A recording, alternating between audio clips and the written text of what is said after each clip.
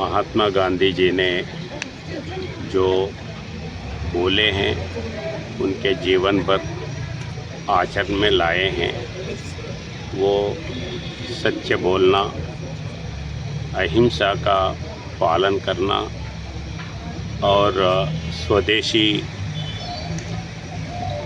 वस्तु खरीदना, स्वदेशी वस्तु यूज़ करना, यही बोले हैं।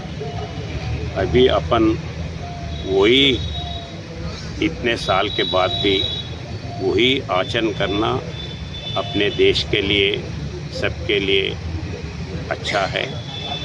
अभी घरों में भी हिंसा पेपर में, न्यूज़ में देखते हैं, तो उससे दूर रहना है।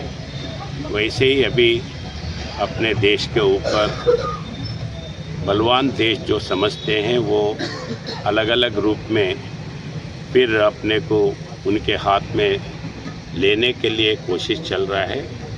तो वो टैक्स के नाम पे, ड्यूटी के नाम पे, उसका आंसर एक ही है, अपन स्वदेशी का वस्तु को परचेज करना, स्वदेशी वस्तु यूज़ करना, ये सबसे बड़ा काम है।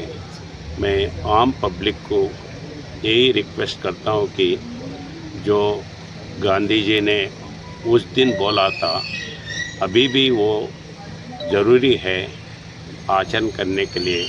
मैं समझता हूँ सब लोग उसको आचरण करके देश का भविष्य शक्तिमान बनाने में अपना हाथ सहयोग देंगे।